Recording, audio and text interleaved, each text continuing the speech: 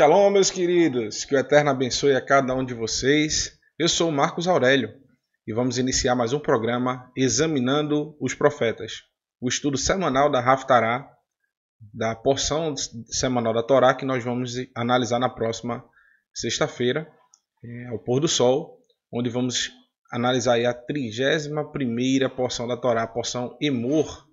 É justamente com muito prazer que hoje eu venho trazer esse estudo para vocês.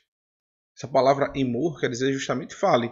O Eterno ordenando que Moshe fale para os sacerdotes, fale para o povo, como deverá ser a sua conduta de vida, como deverá ser principalmente peculiaridades que os sacerdotes devem ter, cuidados que os sacerdotes devem ter na sua postura, no seu modo de viver.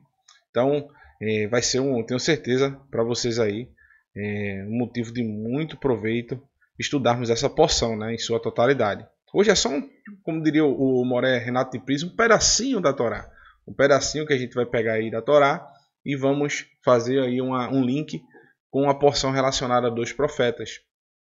E, se o Eterno assim permitir, vamos tirar daí lições para a nossa vida de como nós devemos agir no nosso dia a dia, que é o foco principal, eu creio aí, que vocês têm no estudo da Torá, modificar alguma imperfeição, retificar alguma imperfeição na sua atitude, no seu modo de viver, conforme a vontade do Eterno. Imaginem, meus irmãos, imaginem. Feche os olhinhos aí, quem puder, né? Se estiver dirigindo, não feche o olho não, viu? Por favor. Quem bota aí escuta como se fosse um podcast no carro, né? Tá dirigindo, não fecha o olho não, viu? Mas quem puder, fecha o olho. Imagine um mundo onde todos observam as instruções do Eterno minuciosamente. Acabaria com a fome no mesmo dia, não existiria mais guerras, não existiriam mais assaltos, assassinatos. Então, isso é o que nós almejamos na nossa vida. Tem uma frase, né, que diz, olha, se você quer mudar o mundo, a primeira coisa que você deve fazer é mudar a si mesmo. E é verdade. A mudança, se você quer sair por aí mudando as convicções do mundo todo, mudando o modo de viver, o modo de agir das pessoas do mundo todo, a primeira coisa que você tem que fazer é mudar a sua própria forma de viver. Não existe outro meio de você mudar o mundo. Se você não consegue nem mudar a si mesmo, se você não consegue nem mudar a concepção de vida das pessoas que estão à sua volta, como é que você vai mudar o mundo todo? Então a primeira retificação que nós devemos fazer é olhar para nós mesmos e irmos mudando aos poucos o nosso próprio modo de viver. Então, sem mais delongas, vamos aqui aos textos dessa porção, como eu falei aí, a 31ª porção da Torá, consequentemente a 31ª porção da Haftarah, que é a Emor, que quer dizer fale. E eu escolhi como tema aqui a fé nos controla. A gente vai ver várias instruções para os sacerdotes, principalmente para a figura do Kohen Hagadol, ou seja, o grande sacerdote, que é o Kohen HaMashiach, o sacerdote ungido, que é a figura do sumo sacerdote, aquele que estaria ali sendo o líder no meio de toda a classe sacerdotal. Seria o chefe, bem dizer, de toda a nação, né? Ficando só abaixo do Eterno. Posteriormente foi colocado pelos homens um rei e ficando abaixo do rei. Mas muitas das vezes, né, as ações que o sacerdote tomava, as ações que o sacerdote ordenava, o rei colocava-se aos pés inclusive do sacerdote. Então era um cargo realmente de autoestima em meio ao povo de Israel. Então, assim, nós hoje temos essa incumbência. Você vai ver, tenha calma, não se apresse não. Vocês vão ver que todo o povo do Eterno, você que está aí no chat hoje, você que está aí na sua casa, você tem essa prerrogativa de ser uma liderança dentro da sua casa. Não, tenha calma, não a liderança conforme a gente observa no mundão aí. Não. Estava até comentando essa semana passada, e uma vez, há uns 4 anos atrás, eu fiz um estudo muito extenso sobre liderança, né? A forma que a escritura traz a forma de liderança e como o mundo reinterpretou, perdão, tá travando a língua aí. Eles deram a nova roupagem para liderança conforme aos olhos deles, conforme a escritura, que na realidade não existe esse tipo de interpretação conforme a escritura. Por quê? O que a gente vai observar na escritura, as lideranças, elas estavam submissas à vontade do Eterno. Elas têm como uma da primordial função que existe é julgar conforme a Torá, conforme as instruções que o Eterno deu para que seja julgado. É como você pegar um juiz que ele não se baseia na própria lei, ele traz suas decisões conforme a sua própria convicção de vida. Então, um exemplo simples. Para um juiz, comer qualquer tipo de animal é comum. Então ele olha para aquela lei que proibindo comer aquele tipo de animal, ele diz: não, mas isso aqui já passou. A gente vai a partir de hoje ver assim, dessa forma. Então ele não julga conforme a lei. Essas são as lideranças atuais. Eles reinterpretaram, agora saiu, a instrução do Eterno. É diferente do que a doutrina que o Eterno deu, que ela deve ser completamente linkada às suas instruções. Quem faz parte desse clero, dessa liderança, só pode tomar atitudes e julgar conforme a vontade do Eterno. E principalmente, algumas instruções específicas para a liderança, para aqueles que estão à frente literalmente do ensino das instruções do Eterno. Algumas instruções para essas pessoas não são cumpridas. Por exemplo, uma delas, essas lideranças aí, principalmente o sumo sacerdote e os sacerdotes, e posteriormente aqueles que estariam à frente dos pequenos núcleos de congregações fiéis à doutrina do Mashiach, elas não deveriam ter apego a bens materiais. Hoje em dia, meus irmãos, a gente observa isso nas mais variadas denominações religiosas que existem. É evidentemente que não. Não estou falando de todas as pessoas, mas se você for olhando os que estão acima, você tem um líder religioso pertinho da sua casa, na frente da sua casa. Aquela pessoa você vê que é uma pessoa temente ao Eterno, é uma pessoa que rende frutos realmente de justiça. Porém, ela tem pessoas que estão acima dela. Pessoas que estão sempre acima. E acima dessa pessoa que ela está abaixo, né, subordinada, tem outro que está mais acima, outro que está mais acima, que no final, meus amigos, está visando Kessef, dinheiro.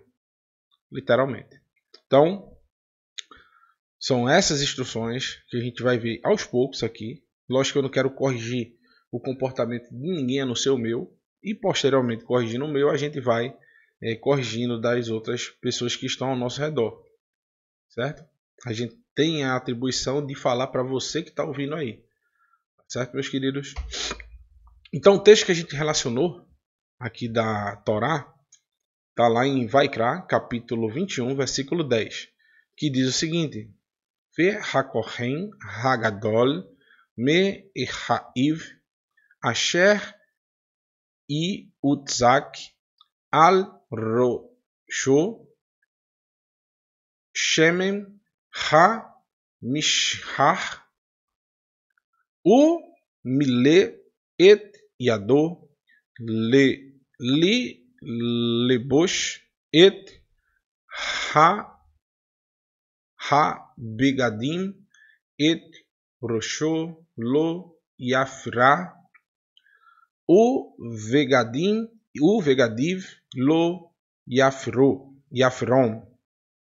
O Kohen mais elevado entre seus irmãos, ou seja, esse Kohen Hagadol, esse mais alto, né?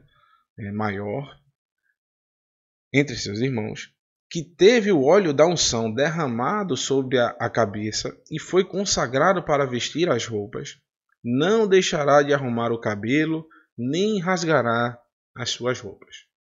O primeiro foco que a gente tem que ter nesse texto aqui, né, será mais aprofundado pelo professor que foi escalado para ministrar essa porção na próxima sexta-feira, é que essa pessoa ela não poderia ser afobada.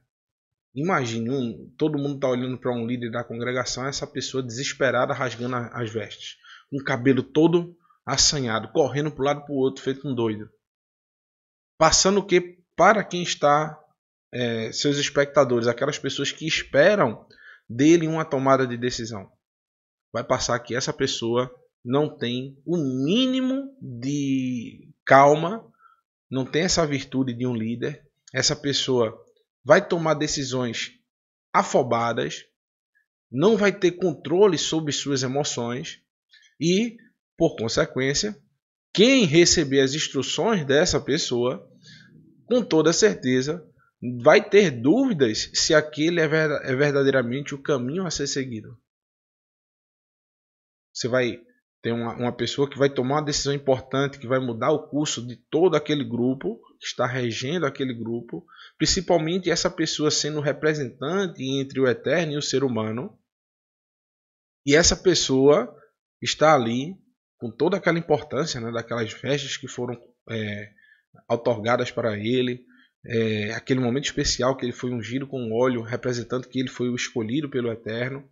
E essa pessoa com o cabelo todo bagunçado, a roupa toda suja, rasgando as roupas que foram lhe dadas. O que é que aconteceu no caso de Yeshua? Esse sumo sacerdote deveria tomar as decisões mais importantes, julgar conforme a reta justiça, julgar conforme a Torá. Eu já citei esse exemplo aqui. O sumo sacerdote no julgamento de Yeshua, ele descumpriu a Torá rasgando as suas vestes. Ou seja, isso já é um demérito para o seu julgamento. Ele descumpriu uma ordenança do Eterno e ele sim estava infligindo a Torá, pois é uma ordenança expressa do Eterno para o sumo sacerdote que ele não pode rasgar as roupas, rasgar as vestes. Isso era um sinal de que era uma pessoa descontrolada, ela não tinha autocontrole suficiente. Então, a fé, que é justamente a fidelidade ao Eterno, vai nos dando aos poucos aquele respirar,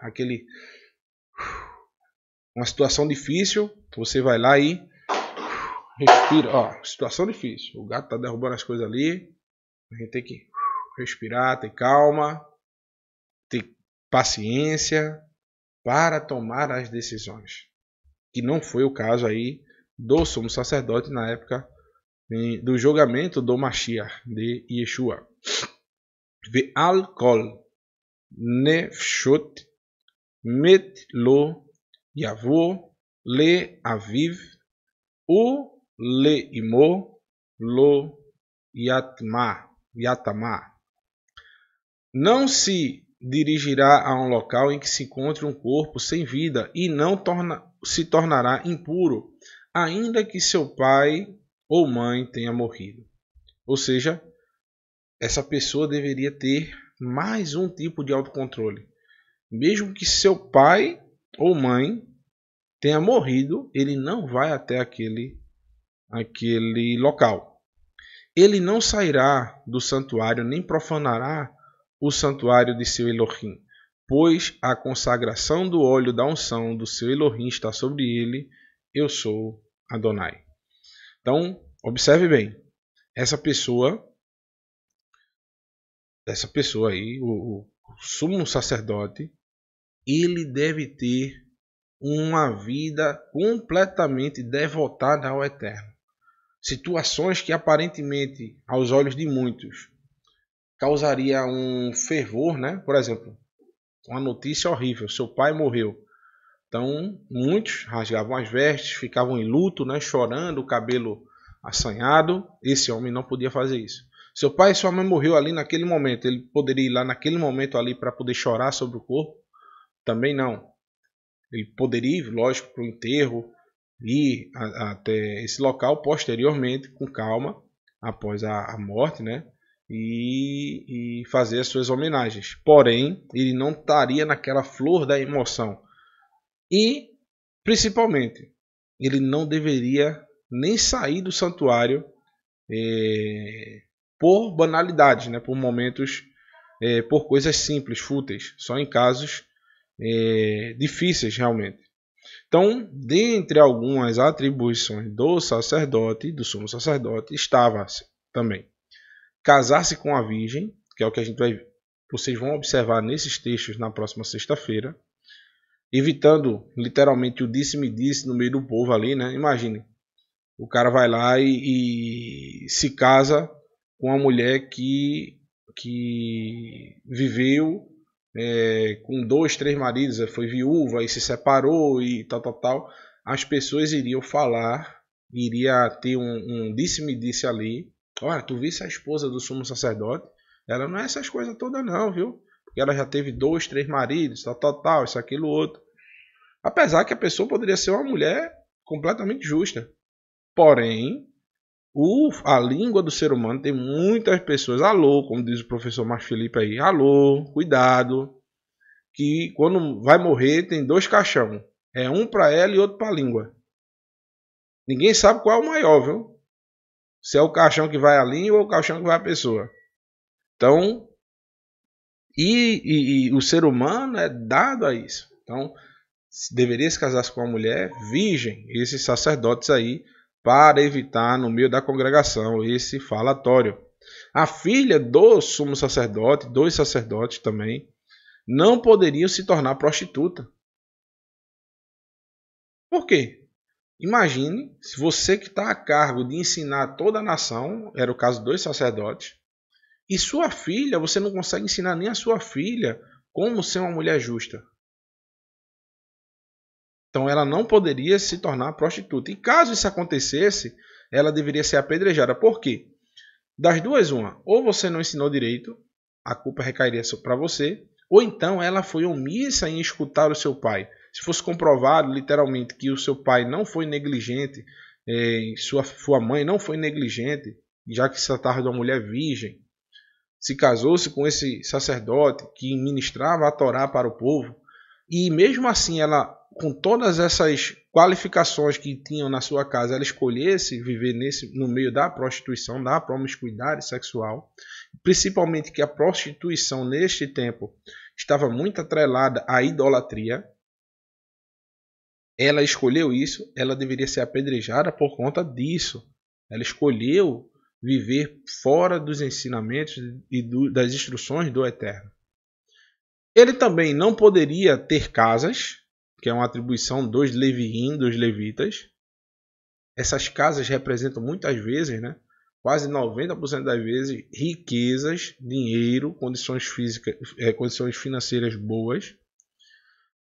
Eles têm um mandamento que fala que ele pode ter um servo. Foi o caso de Eli. Ele teve o Shemuel como ajudante, né? Foi dado a ele como ajudante uma pessoa para auxiliá-lo. Mas esse ajudante não recebia salário. Recebia o quê? Estar ali perto do sumo sacerdote, a bênção de ser instruído pelo sumo sacerdote a andar nos bons caminhos do Eterno. Porém, quanto mais pessoas estivessem ao lado dele, menos da parte que ele recebia como compensação pelo seu trabalho, que eram os alimentos, diminuiria para ele. Então ele não poderia ter muitos ajudantes. Poderia ter 1 ou 2 no máximo aí, que o salário basicamente era alimentação. E também ele deveria se conter em momentos de dificuldades, como a gente acabou de ver. Até morte de pessoas próximas a ele deveria ter a maior calma do mundo, não poderia agir de todo modo, né? Principalmente ter um autocontrole, ser um exemplo de autocontrole perante as pessoas. Então, a fidelidade ao Eterno estaria sendo exposta através de quê? Através das ações desses homens aí, do sumo sacerdote e dos sacerdotes que estavam à sua volta. Então o sumo sacerdote deveria ser contido em suas ações. E o primeiro sumo sacerdote foi um exemplo disso. Aharon foi um exemplo. Quando seus filhos, 2 filhos foram fulminados, morreram diante dele, o que é que ele fez? A Torá diz que ele não falou um pio, ele não disse nada, ficou calado. Um exemplo de autocontrole foi Aharon. Ele não tomou nenhuma atitude drástica. Isso só mostra o quê? Que Aharon ele foi o nosso espelho. O primeiro sumo sacerdote é um espelho de como a gente deve agir em situações de extrema situação de adversidade. Não estou dizendo a você que o Eterno vos livre jamais. Vos livre. Não estou dizendo a você que se de repente acontecer uma tragédia na sua família, você não vai poder chorar, você não vai poder ir lá se abraçar, você não vai poder tomar uma atitude de comoção com aquele momento. Pelo contrário, que nunca aconteça com vocês. Mas em atitudes, preste atenção, atitudes que você no seu dia a dia tem, que o mundo ficaria desesperado, você não pode agir como o mundo age. Um exemplo, você tem o seu trabalho e perdeu uma quantidade de dinheiro, errou num serviço. Era para você fazer um serviço de uma forma e você fez de outra. E isso gerou um ônus financeiro para você. Não é para você se desesperar, agir como um louco, chorar, rasgar suas vestes. O Eterno está no controle de tudo. Vai agir com calma, com segurança, com tranquilidade. Em momentos de angústia, você vai tomar as atitudes que são necessárias para aquele momento. Pode estar o mundo acabando ao seu redor, meu amigo. Se você sabe que se você rasgar suas vestes, se você descabelar-se, se você ficar nervoso, não vai resolver em nada, não vai contribuir para resolver aquela situação, haja da forma mais natural possível. Porque as pessoas vão ver em você uma pessoa que tem autocontrole. Que vai, quando você abrir a boca, provavelmente vai ser dito algo de lucidez, algo que vai trazer um conforto para quem está à volta, vai dar uma opção que as pessoas que estão desesperadas não estão enxergando. Eu, particularmente, já tive vários sucessos na minha vida agindo dessa maneira em algumas situações. Tem hora, meu amigo, que eu não descabelo, viu? Eu me descabelo, fico suado e a camisa fica daquele jeito, toda bagunçada, o cabelo bagunçado, os olhos esbugalhados, porque realmente nem todo mundo tem um autocontrole como o Aharon aí, né? Teve nessa situação. Porém, na maioria das vezes, e eu observo isso, quando no momento de dificuldade eu fico calmo, me concentro, eu tomo as saídas, tomo atitudes que são muito melhores do que as pessoas que estão à minha volta desesperadas. Então, assim, eu espero que vocês tenham esse ensinamento de, nos momentos de agonia, de transtorno, vocês devem ser uma luz para essas pessoas que estão em trevas, né? Estão nervosas, estão inquietas à sua volta. E o texto relacionado que a gente tem é de Ezequiel, capítulo 44, versículo 15 em diante. O texto diz: Ve ha-kohanim ha-leviim bnei tzadok asher shamiru et mishmeret mikdeshi Mikdash Beteot Bnei Israel Me Alai Hama Yakrevu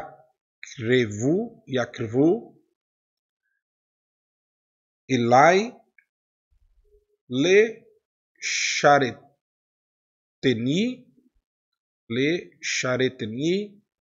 Ve Amdu Le Fanai Le Hakeriv Li Hilev Vedam Neum Adonai Elohim. Adonai.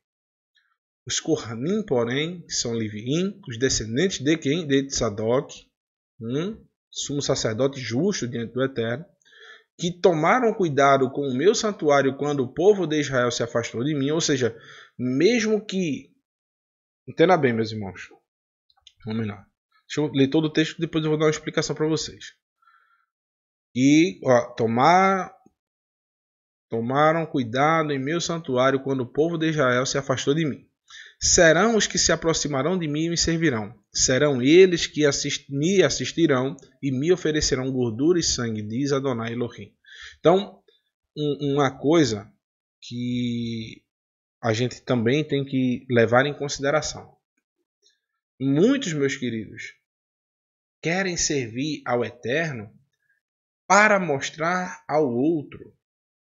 Querem ter cargos de liderança, querem ter status de ensinar. Esse caso que eu estou aqui ensinando hoje. Temos outros professores aqui no canal que também ensinam a Torá. Outros canais que ensinam a Torá.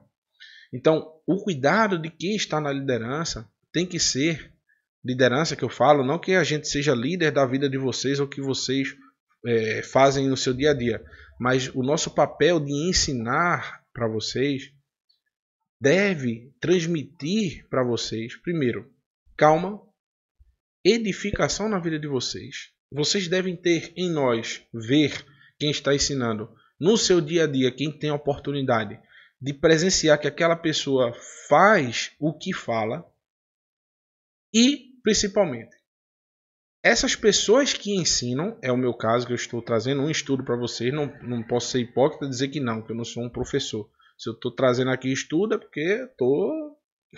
alô, né? Como diz o professor Marcos Felipe, alô, estou ensinando. Então, apesar de eu não me achar com a capacidade que vocês merecem, eu estou ensinando para vocês. Então, a minha vida tem que ser ilibada.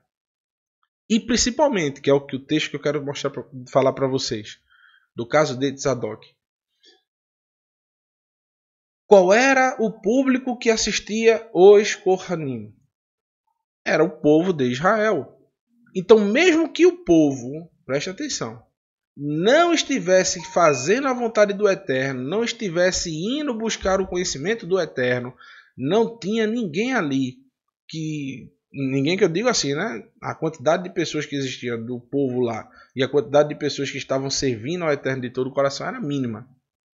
Então, mesmo que não tivesse uma plateia, um grupo, uma congregação ali para que esses sacerdotes estivessem ministrando, ou seja, vou dar um exemplo assim, um galpão cheio de gente para escutar o que as pessoas estavam falando ou fazendo. E eles continuavam prestando o seu serviço ao Eterno.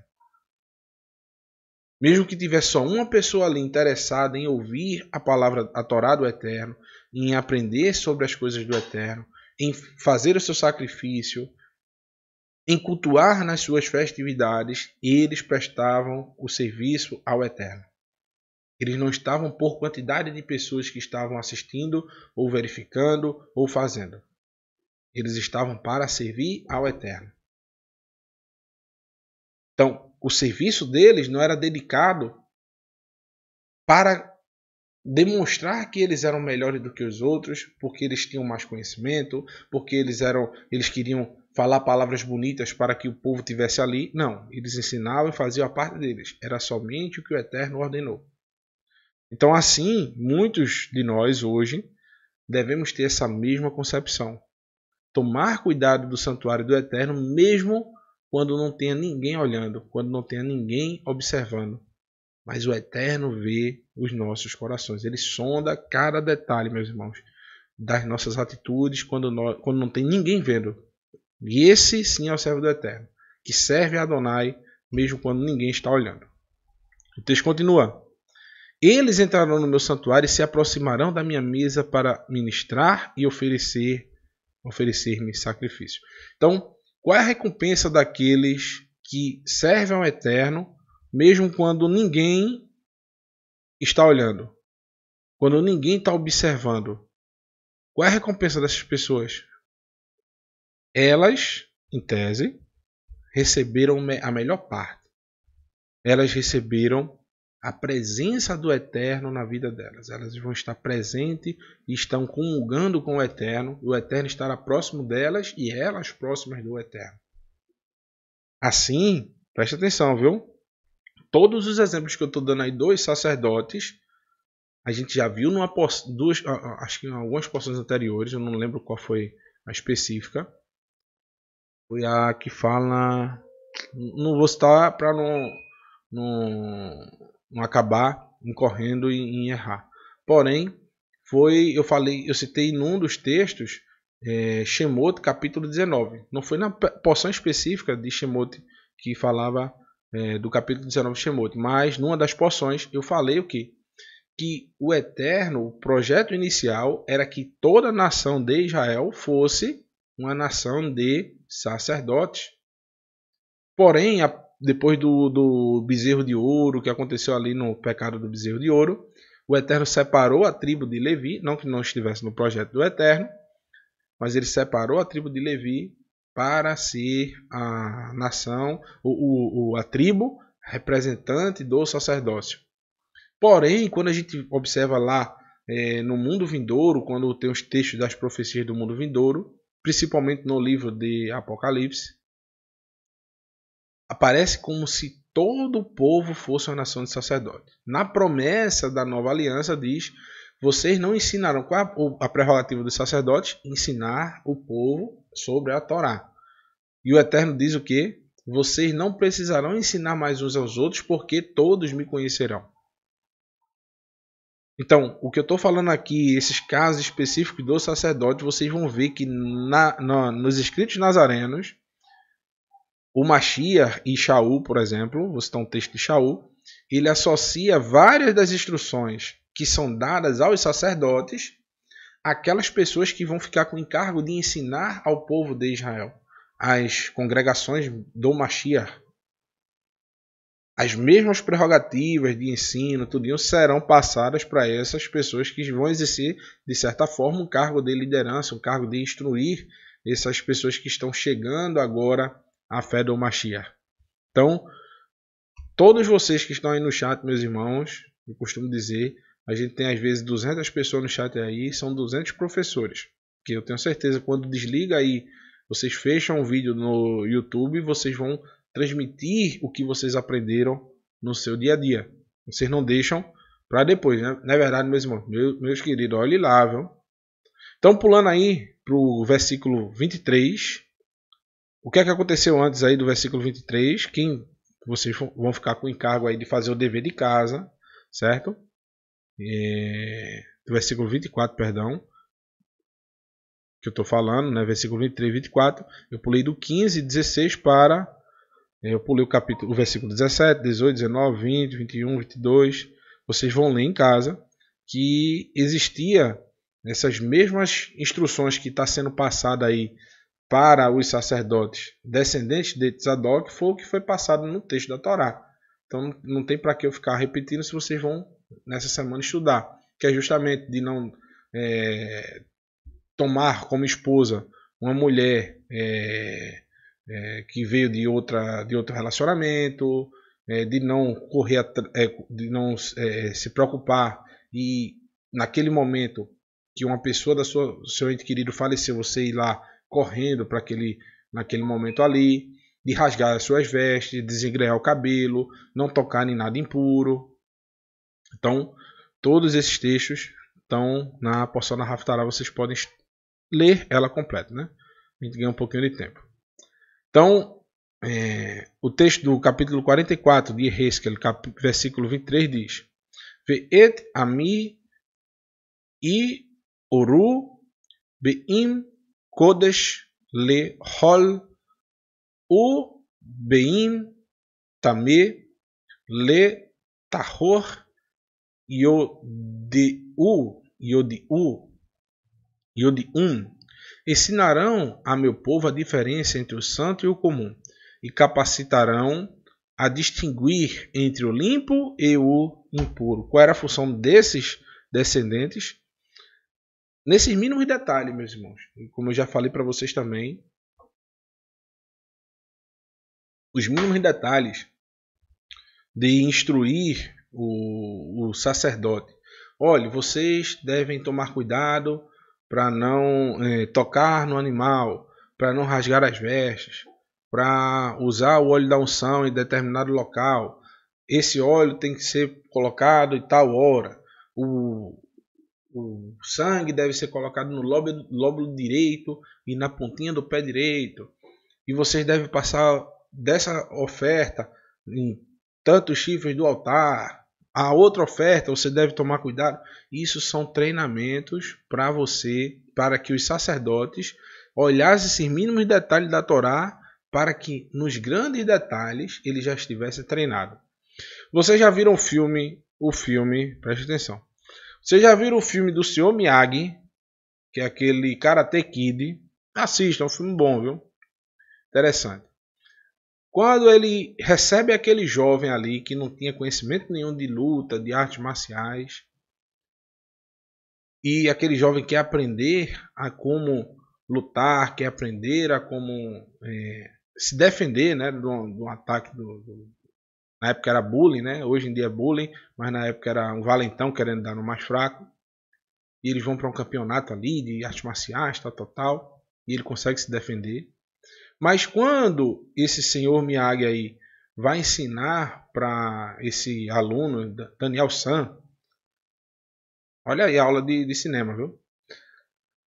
Ele não vai para Daniel San e mostra os golpes mais fortes, as defesas mais fortes. Ele não vai ensinar a Daniel San as coisas mais exponenciais do karatê. Ele manda ele lavar um carro, encerar um chão, ele manda fazer coisas, limpar um teto com um rodo.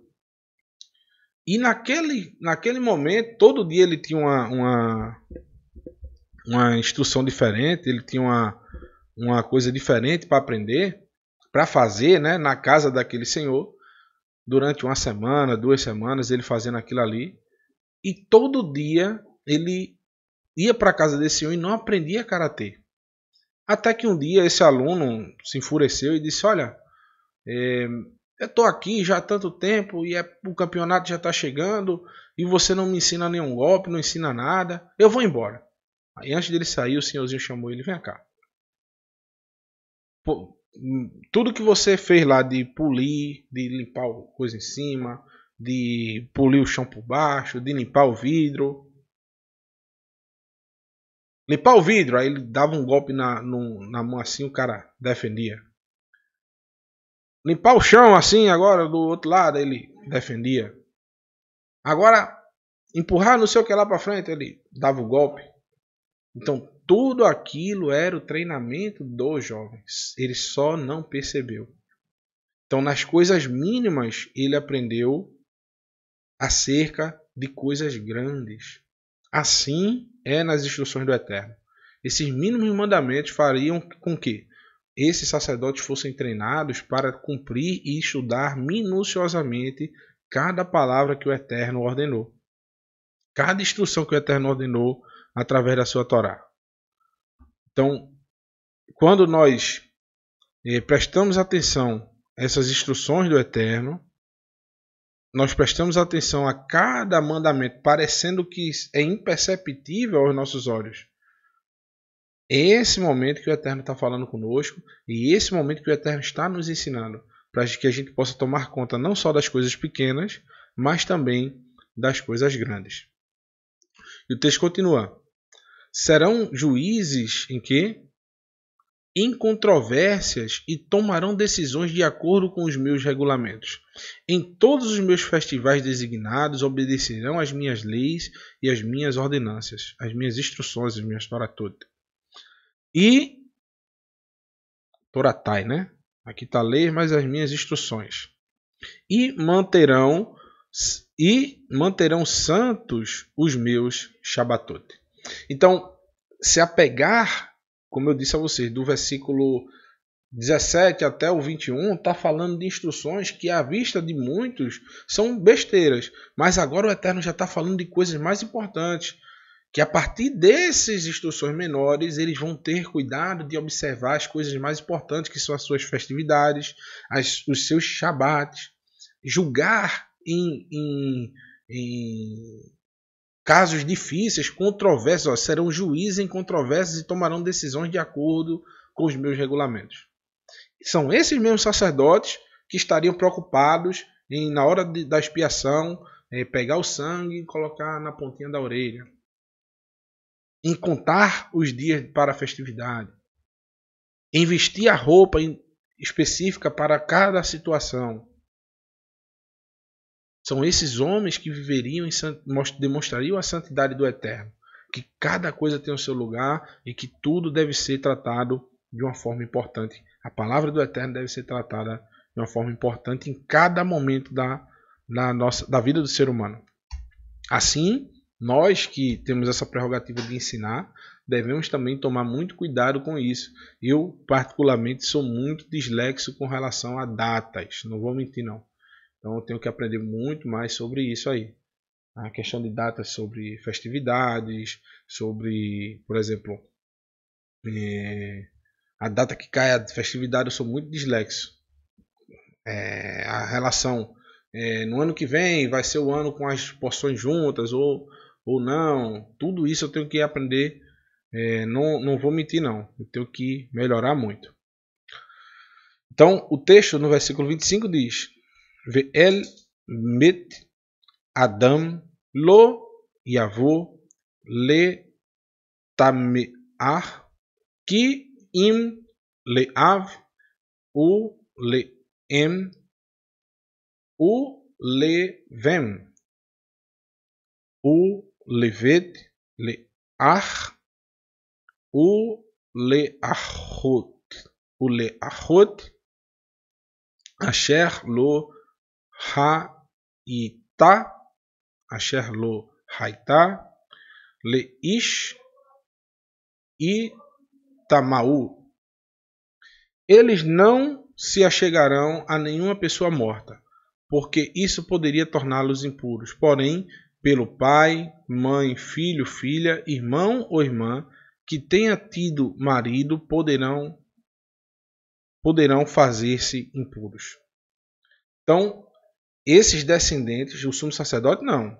Esses descendentes, em casos específicos, os sacerdotes que não são o sumo sacerdote, mas os descendentes, os sacerdotes estariam à volta. Em casos específicos, eles podem fazer esses impuros por essas situações, só em casos específicos. Em outros casos, uma pessoa que não são do íntimo da família deles, ali da parte mais próxima, outras pessoas seriam designadas para isso. Por que isso, meus irmãos? Imaginem que morreu o sumo sacerdote e todos os sacerdotes ali que gostavam muito desse sumo sacerdote fossem lá no enterro chorar no seu corpo, tocar nele. Por consequência, todo mundo estaria impuro e não teria mais serviço no tabernáculo. Iria à ruína, né? Não teria como acender as velas, não teria como entrar para fazer os sacrifícios. Por isso que não se poderia ser essas pessoas tocar nesses corpos nesse momento, para que houvesse sempre serviço, pessoas para ministrar o serviço no templo do Eterno, no Mishkan, né? Então, depois que o corrente tiver sido purificado, ele deverá esperar 7 dias. Imagine-se, todo mundo ali que morreu o sumo sacerdote, todo mundo fosse chorar ali no corpo do sumo sacerdote, todos os sacerdotes ali ficassem impuros. Esperar 7 dias para poder voltar ao serviço normal do Mishkan. É isso que o Eterno está segurando, para que essas pessoas tenham autocontrole.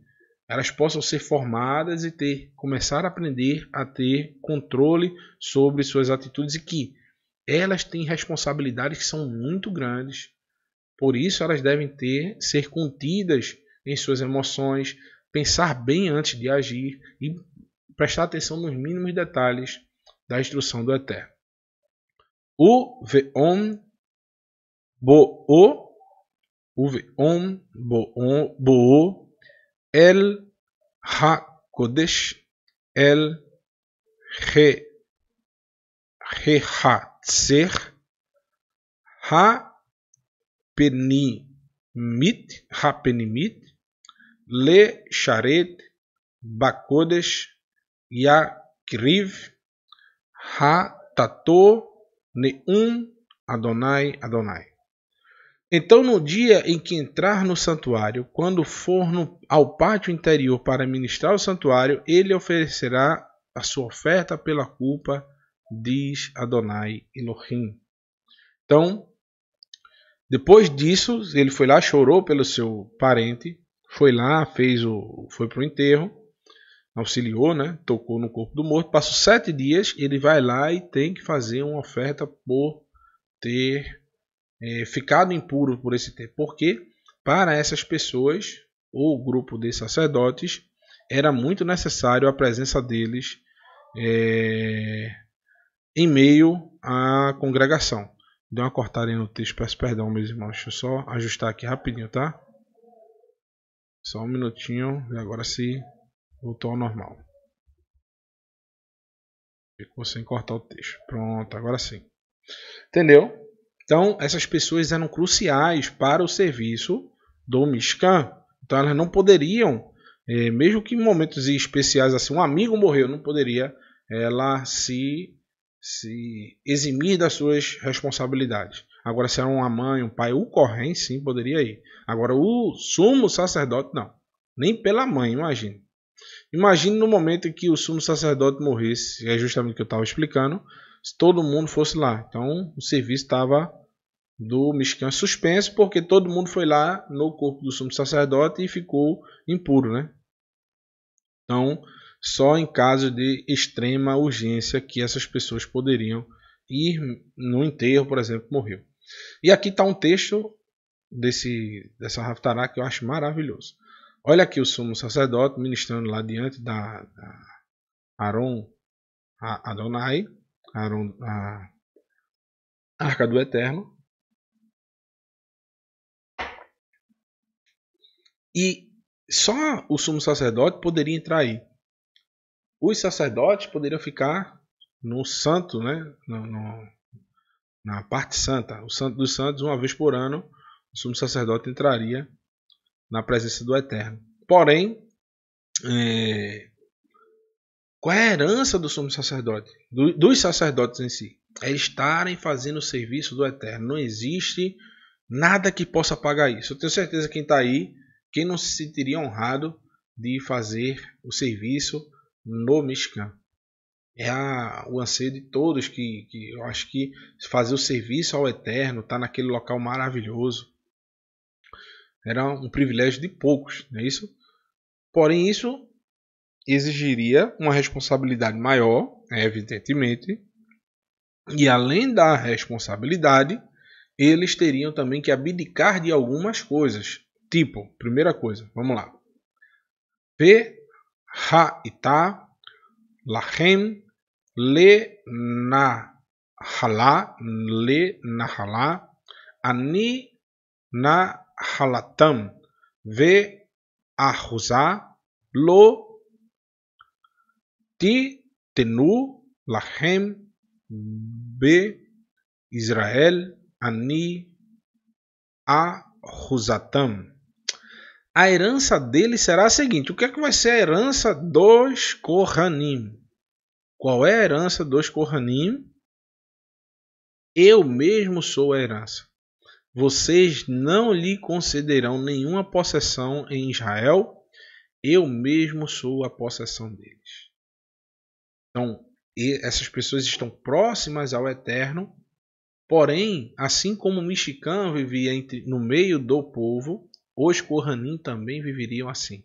Eles não deveriam ter propriedades, terras, tanto que na divisão não foi dada uma terra para a tribo de Levi. Porém, estar com o Eterno, meus irmãos, estar com o Eterno é a certeza que você vai, mesmo sem ter nada, você tem tudo. Por quê? Quantas tribos existiam? 12. A tribo de Levi não poderia ter possessão de terra, não é isso? Porém, as outras 11 tribos estariam com o encargo de doar 10% do que eles têm para o auxílio e manutenção da tribo de Levi. e logicamente da tribo da manutenção do Mishkan. Por consequência, a tribo de Levi, que fazia a manutenção, fazia os encargos do Mishkan, receberiam essas benécias, não é isso? Então, se você multiplicar 11 vezes 10%, daria 110% da produção do povo de Israel viria para os Kohanim. E quem estava trabalhando na terra, que é dono da terra, ficaria com 90%. Então, quando você está diante das benécias do Eterno, você está diante do Eterno, aparentemente, aos olhos de muitos, você não está rendendo e ganhando muita coisa. Mas o Eterno, através da sua misericórdia, ele supre suas necessidades, dando mais do que as pessoas imaginam. Então, isso, lógico, evidentemente, aos olhos de muitos, principalmente dos Kohanim, eles olhavam, poxa, eu não tenho casa. Mas, porém, não faltava nada para eles. Não faltava alimento em momento algum.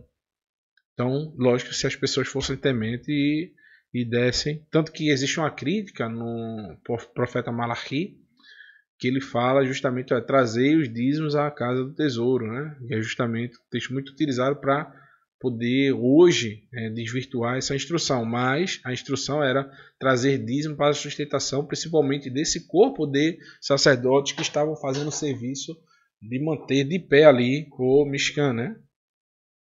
E o texto continua, né?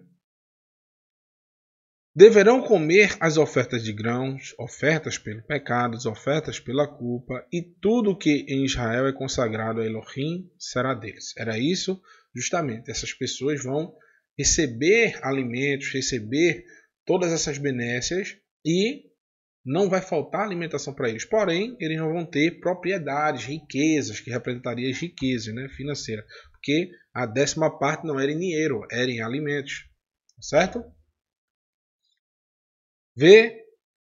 Reshit, kol bechurei, kol terumah, ko mikol terumateihem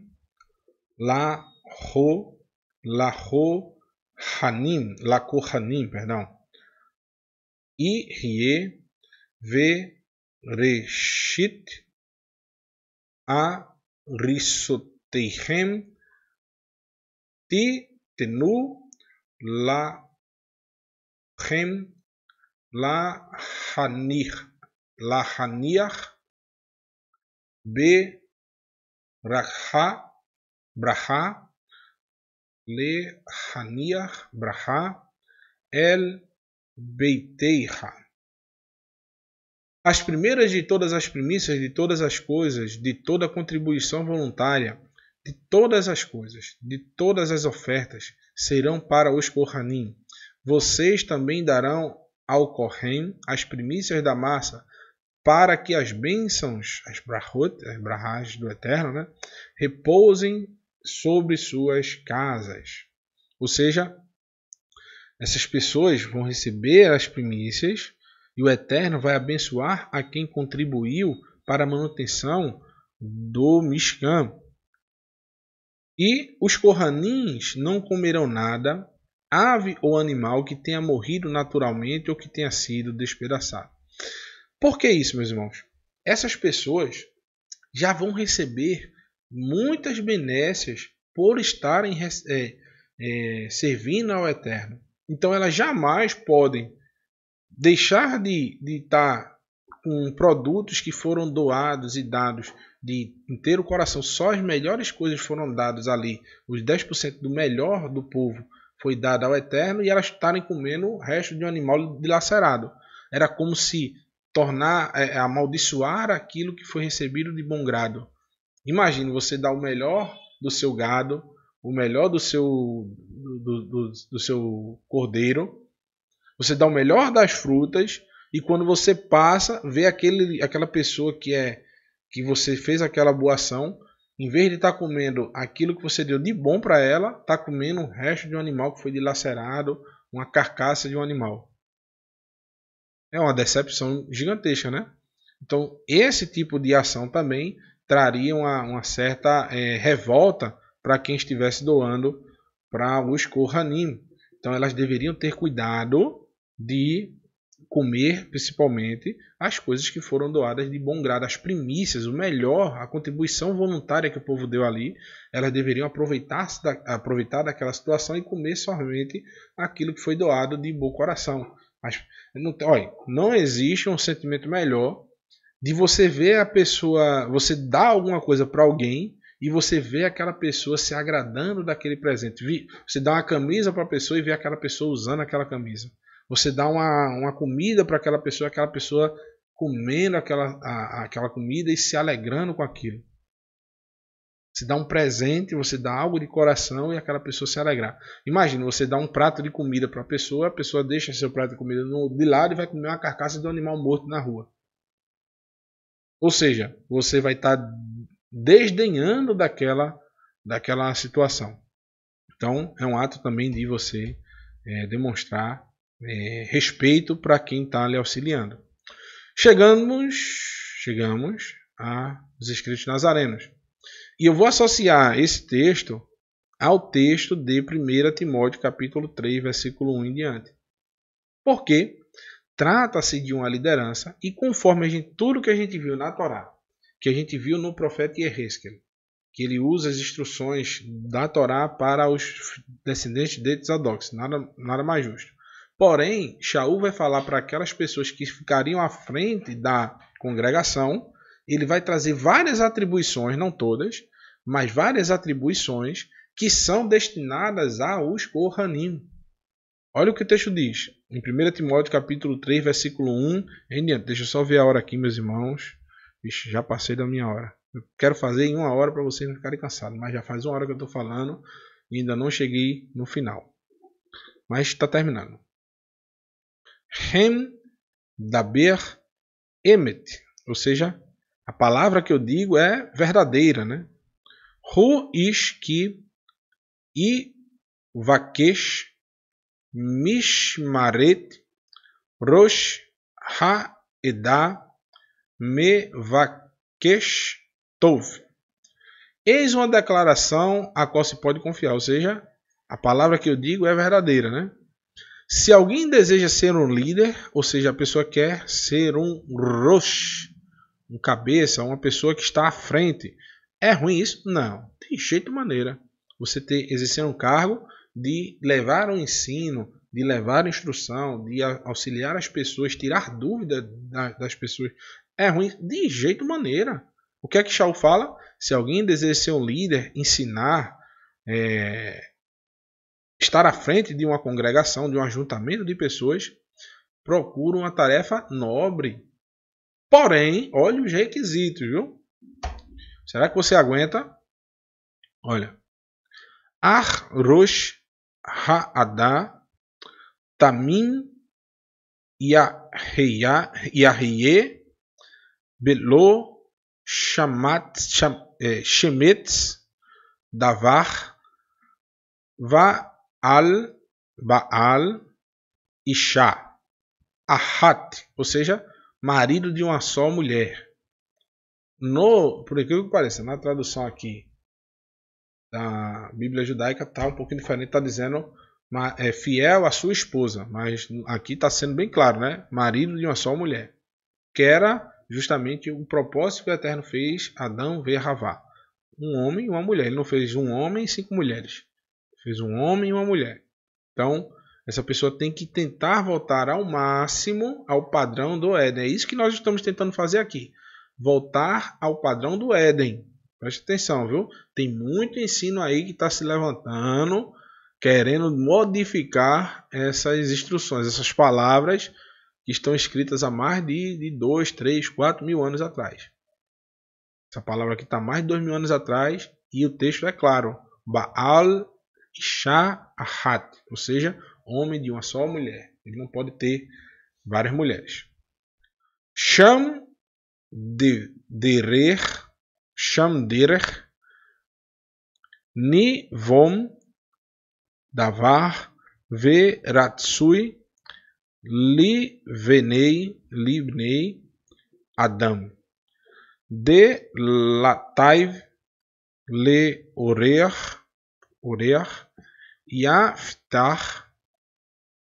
Yaftar ve ish me maskil le lamad.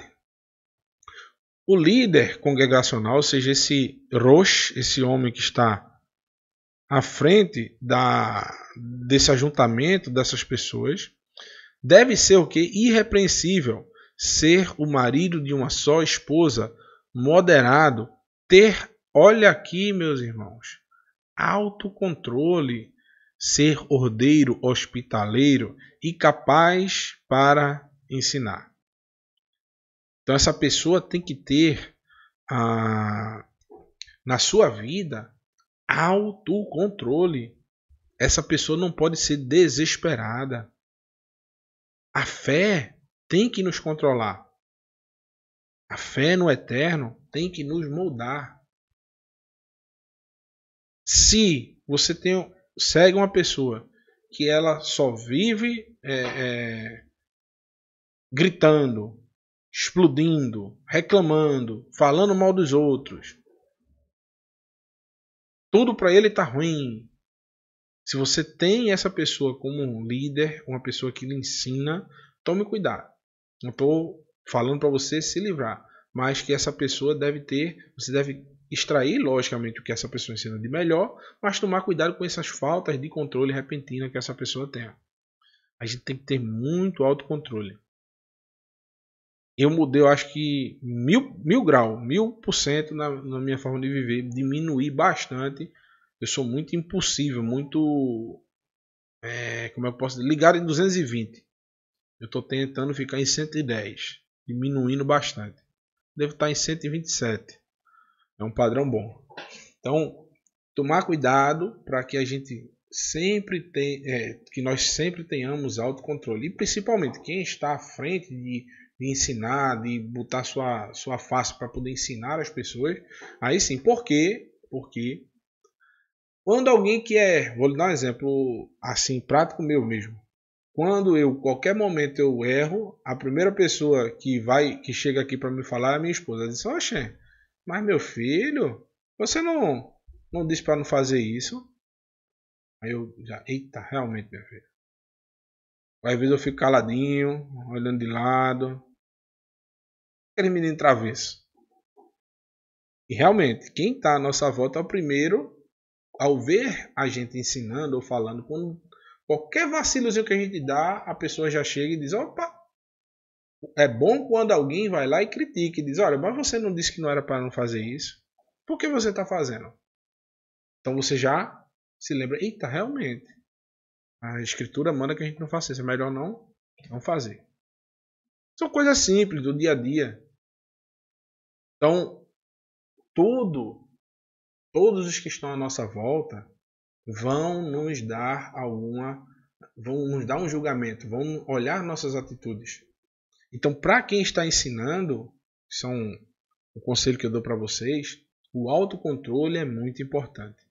Porque a primeira coisa que vocês podem aprender nisso aí é o seguinte, veja só.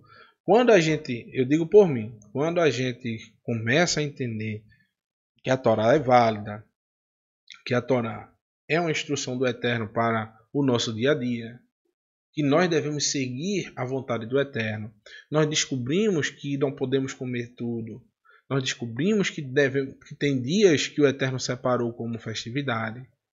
A primeira coisa que a gente vai levar para os nossos próximos, naquela ânsia e não tendo autocontrole, a gente quer ser professor daquilo que a gente nem aprendeu direito.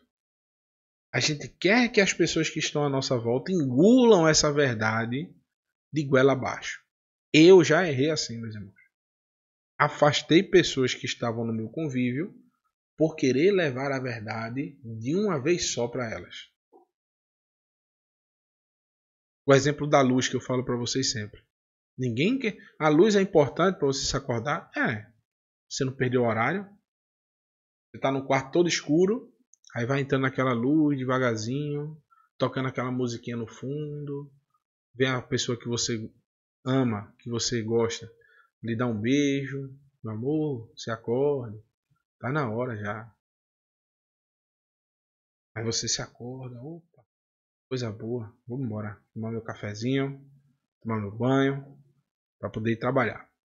Porém, essa mesma pessoa que você ama, dá um grito, acorda rapaz, abre a janela de uma vez, tá atrasado, você já dá um pulo, é a luz, é a pessoa que você ama que está falando, ela está falando também ali alto, é uma canção mais ruim, né?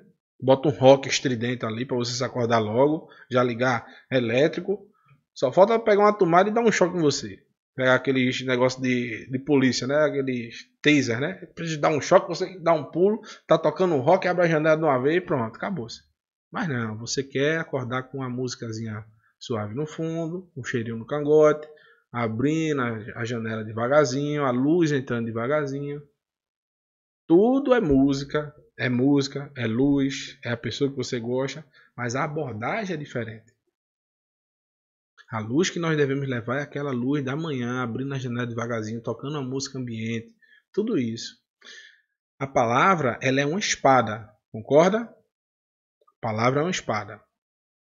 Porém, Kefa usou a espada para cortar o ouvido daquele servo do sumo sacerdote. Yeshua, que era a palavra feita em carne, ele usou a palavra para reconstruir o ouvido. Então essa mesma palavra, ela pode dilacerar o ouvido de quem está ouvindo, mas também ela pode recuperar a audição. Fazer o surdo e mudo, o surdo literalmente, voltar a ouvir. Que é a forma que Yeshua nos ensinou a usar a palavra. De uma forma branda, calma. Não ir atrás de ninguém para fazer a palavra entrar pela sua goela. Tem que ser aos poucos, meato, meato. Não adianta você chegar para uma pessoa que não sabe dessas verdades que você sabe até agora e dizer para ela, olha, você tem que guardar o Shabat. Não. Você está guardando ali, a pessoa, amanhã a gente tem que ir não sei aonde, fazer, amanhã eu não posso não, meu irmão. Por quê? É porque eu guardo o sábado. Eu descobri estudando, né, meditando na palavra e aprendi que o sábado deve ser guardado. Mas como assim você nunca foi fiel, nunca guardou nada de escritura, você não sabia não que era Bíblia, você não sabia nada sobre isso, agora está guardando o sábado? Vai despertar o interesse na pessoa. Quando a pessoa lhe perguntar, você vai explicando pouquinho a pouquinho. E assim em qualquer área da nossa vida. Assim também eram esses homens, essas pessoas que desejam a liderança, ensinar as pessoas. A liderança que eu falo é ensinar as pessoas. Ela deveria o quê? Dar o bom exemplo, ser marido de uma só esposa, ser moderado, ter autocontrole, ordeiro, hospitaleiro, capaz de ensinar. Ele não deve beber excessivamente, ou seja, está proibindo se beber aqui? Não, mas os exageros são proibidos. Quem não bebe bebida alcoólica não está fazendo mal nenhum. Está, pelo contrário, aumentando a sua longevidade, tendo mais respostas no seu outro dia, né? A famosa ressaca, ele não tem esse risco de ter. Então, a pessoa que tem autocontrole em não beber excessivamente, em não fumar excessivamente, pessoas que fumam, nem se meter em brigas. A pessoa está vendo a discussão do vizinho e vai lá se meter. Estou dizendo para você não ajudar uma pessoa que esteja sendo agredida ou violentada, mas se você está vendo a discussão entre duas pessoas, deixa ele se virar para lá, não se meta. Ao contrário, deve ser afável e pacífico. Se alguém nessa discussão vier pedir sua opinião, você vai dizer, olha, vamos ter calma, nada vai se resolver com vocês brigando nem falando alto. Vamos sentar, um vai expor uma coisa, o outro outra, e a gente chega num comum acordo. Pronto. Uma coisa, meus irmãos, que a gente viu dois sacerdotes não ter herança, né? A herança é o eterno. Não devem amar o dinheiro. Então, essas pessoas não devem gostar muito do Kassef, do dinheiro. Kessef, da plata, din, money. O que move esse mundão aí que as pessoas crescem o olho em amar o dinheiro. Ter desejo pela cobiça, por exercer um cargo ou uma função que está ali à frente de várias pessoas, se apoderar daquelas pessoas para poder render benefícios para si. Eu trago tantos ensinos para vocês, mas olha aqui meu veículo, eu estou andando de bicicleta, não tenho nem condições de todo mundo se juntar ali para comprar um carro para a pessoa. Mas minha casa está caindo em pedaços. Você vai, o pessoal ajuda, e aquela obra não tem fim. A casa termina, já quer uma maior. Mas eu não tenho uma mansão, eu não posso viajar para não sei aonde, não posso fazer isso, posso fazer aquilo.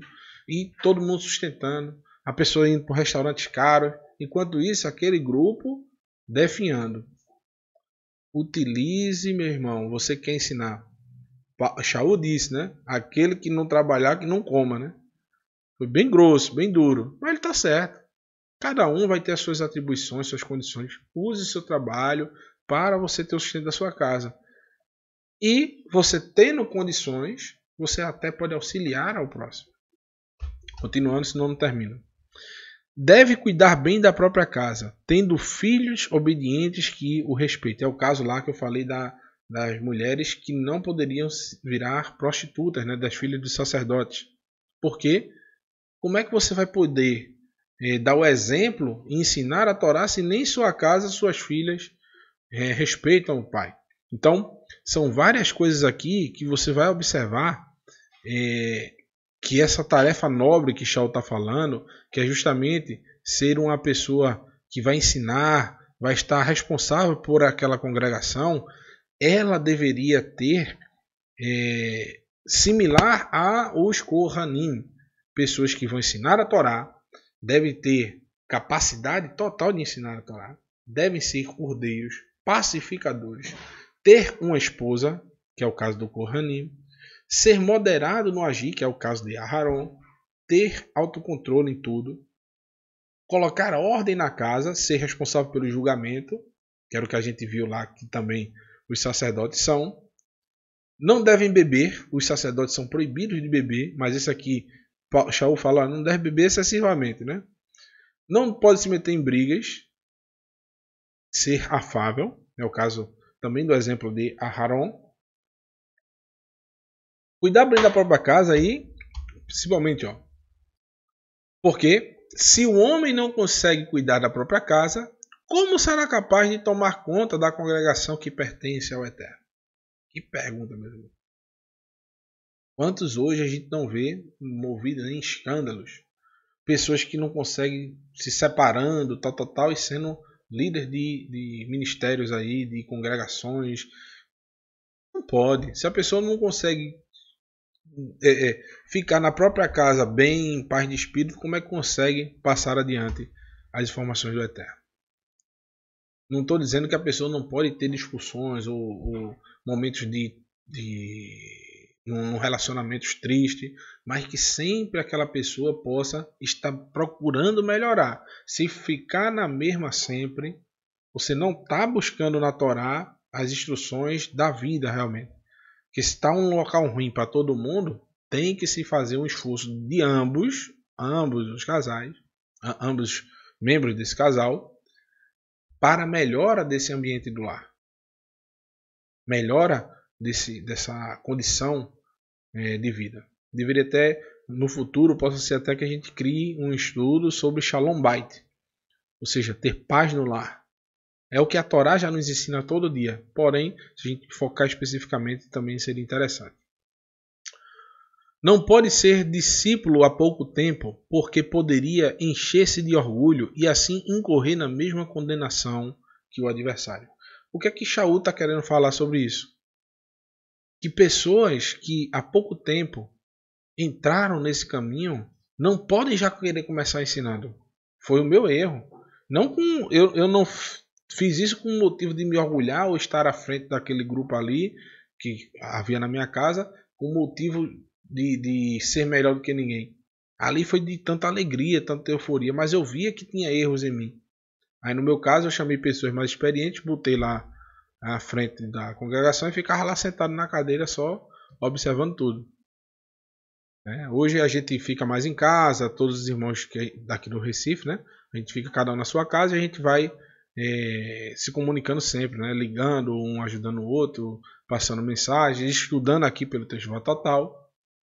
Porém, o que Shaul está falando é que, lógico, um cargo que você está... Um cargo não, né? Uma situação que você está ali levando estudos, ministrando a porção da Torá, por exemplo, para centenas de pessoas, pode criar um sentimento de orgulho daquela pessoa se achar melhor do que outros. Onde na Torá a instrução é da aliança que o Eterno vai trazer para uma nova aliança. É que eu, nesse momento de hoje, esteja ensinando a você para que você também se torne um professor da Torá. E assim todos vão aos poucos, meate, aprendendo a Torá e repassando, vivendo, primeiro ouvir, praticar e ensinar. A sequência é essa: ouvir, praticar e ensinar. Então, todos vocês hoje estão ouvindo, alguns já praticam há bastante tempo. O próximo passo é ensinar. Vocês têm essa capacidade. Eu não posso dizer a você que o conhecimento está só em mim, está só no professor Marcos Felipe, no professor Renato de Prísio, no professor Raimes, Daniel, entre outros professores que ensinam no canal, Leniel, Márcio, a Amora Deise, a Amora Márcia, a Amora Kessia. Não está só nessas pessoas. Todos estão aqui com esse mesmo intuito, que vocês possam ir à frente. Professor aí, Yosef Torres, professora Lena Posner, tantos outros professores que estão aí, repletos no canal, Valdinei Teixeira, tantos outros que já ensinaram bastante e ensinam até hoje. Não está irrestrito só aqui. Não pense que vocês não são capazes. São. Vocês podem levar essa mensagem adiante. Continuando. Além do mais, deve ser boa reputação perante os de fora, para que não caia em desgraça, nem na armadilha do adversário. Então, isso aqui, meus irmãos, eu digo a vocês sempre. Não liguem. Se você estiver fazendo conforme a vontade do Eterno, haverá críticas. Aos olhos de muitos, a sua reputação não é boa. Isso é para que você pare ou fique preocupado? Não. Continue andando e fazendo bem. Se sua fé for corrigida, sua fidelidade ao Eterno tiver como base a Torá, ele vai lhe ajustando. Ele vai lhe corrigindo aos poucos. Um caso que aconteceu essa semana, que eu vou dizer a vocês. Depois eu fiquei pensando. Poxa, o pessoal não... Quem viu aquela situação que eu fiz, achou que eu fui um perverso, um mau, uma pessoa horrível. Veja que situação, meus irmãos. Vou falar para vocês aqui, até trazer para mim. Eu estava saindo na sexta-feira, antes de ontem, daqui da minha casa. A sexta-feira parece que é o dia mais cheio que tem na semana. E quando eu já saí com a cabeça a mil, né, para resolver os problemas, às 7 e pouca da manhã, quando eu tô entrando no carro com a minha esposa, aí vem uma senhorinha com aqueles andadorzinhos. Sabe como é que é aqueles andador? Bem lentinho. E eu vi ela fazendo assim com a mão para minha esposa e querendo falar. Eu disse, veja aí, minha filha, o que ela quer. Ela gritando, né? Você tem internet, você tem internet. E a gente disse, a gente tem. Não, é para pedir um Uber. Porque eu tenho um médico agora de 8 horas, eu não tenho a quem pedir, eu moro sozinha, só tem mais uma pessoa que mora comigo, que é meu filho que é deficiente, ele é acamado, e eu moro sozinha. E eu preciso estar no médico às 8 horas, ficava mais ou menos a uns 5 km de onde eu trabalho, e de 8 horas da manhã aquele trânsito lotado. Aí eu disse, vou fazer melhor, entre no meu carro, vou levar a senhora lá. Aí eu botei ela no carro, botei o andador lá, tudinho. Deixei minha esposa no trabalho, que é bem pertinho da minha casa. E peguei e fui levar ela no médico.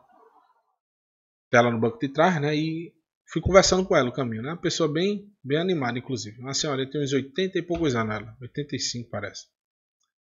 Fiz lá o percurso, cheguei no hospital. Quando eu cheguei no hospital, lotado de gente na frente. Olha, aquele negócio lotado. Aí eu subi na rampinha assim, parei, desci, armei o andador, abri a porta para ela, botei e fui acompanhando ela até lá dentro, né? Até dentro do hospital.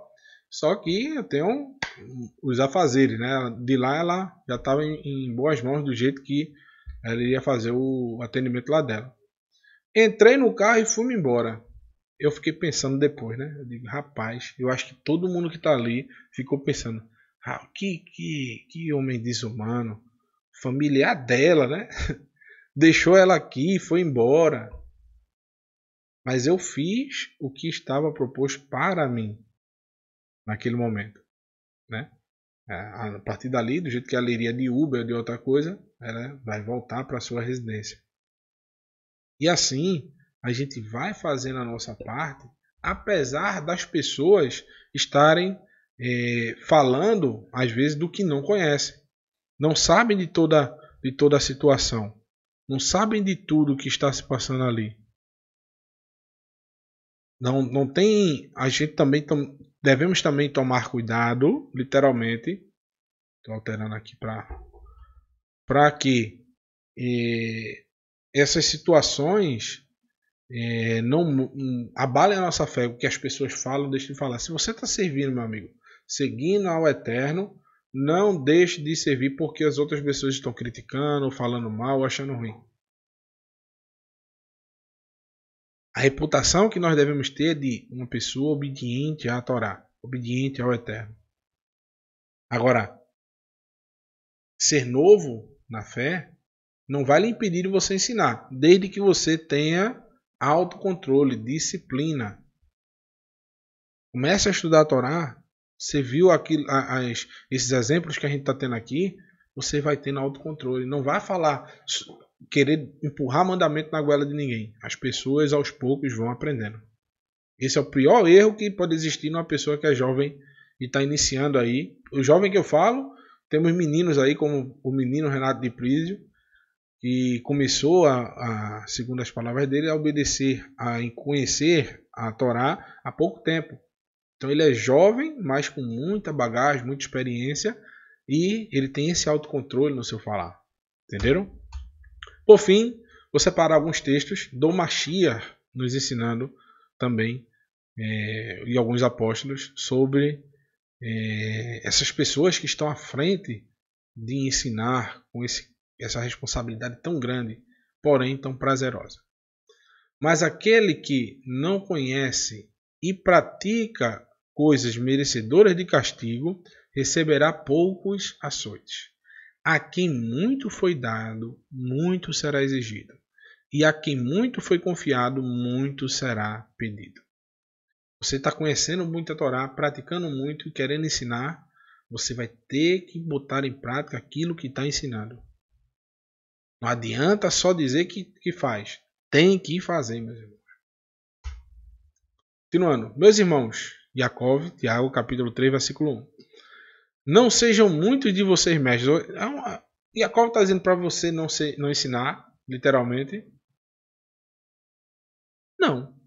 Ele está falando dessas pessoas que não praticam o que falam. Que sabem muito, mas praticam pouco. E querem ser mestres. Ele está dizendo para a pessoa fazer uma autoanálise de como ele vai levar essa mensagem, como ele vai praticar. Meus irmãos, não sejam muitos de vocês mestres, pois vocês sabem que nós, eles se consideram mestres, os que ensinamos, seremos julgados com maior rigor. Eu também digo a mesma coisa, vocês que estão aí e querem ser mestres, qual é o julgado com maior rigor? Você começa a ser julgado pelos que estão à sua volta. Porque a partir do momento que você ensina para não transgredir o Shabat, você transgride o Shabat, essas pessoas vão lhe julgar. A partir do momento que você ensina a não comer alimentos impuros e come, você será julgado. A partir do momento que você ensina a não roubar e você rouba, é o caso que Shaul vai falar aqui em Romanos, você será julgado. Olha o que o texto diz. Ó. Assim, quando você, um simples homem, o julga, mas pratica as mesmas coisas, ou seja, você diz que não deve roubar e rouba, ó, pensa que escapará do juízo de Elohim? Ou será que você despreza as riquezas da sua bondade, tolerância e paciência, não reconhecendo a bondade de Elohim, o leva ao arrependimento? Contudo, por causa da sua teimosia, o seu coração obstinado, você está acumulando ira contra si mesmo para o dia da ira de Elohim, quando revelará o seu justo julgamento. É o que Shaul fala nesse texto aí, se vocês lerem de Romanos. Você que diz que não deve roubar e rouba. Você que diz que não deve mentir, o exemplo, e mente. Você que diz que não deve se prostituir e se prostitui, você será digno de maior juízo. É isso que Yaakov está falando. Sim, que nós que sabemos o que é pecado, dizemos às pessoas para não fazerem e fazemos, nós seremos dignos de maior juízo. Então, meus irmãos, esse foi o nosso estudo de hoje. Espero que vocês tenham aprendido mais alguma coisa e que nós tenhamos autocontrole, tenhamos mais capacidade de o Eterno moldar as nossas ações conforme a sua Torá. Shalom, shalom, meus irmãos. Uma boa semana a todos e que vocês tenham uma semana produtiva e na próxima semana tenhamos aí mais um programa examinando os profetas. Um abraço e até a próxima.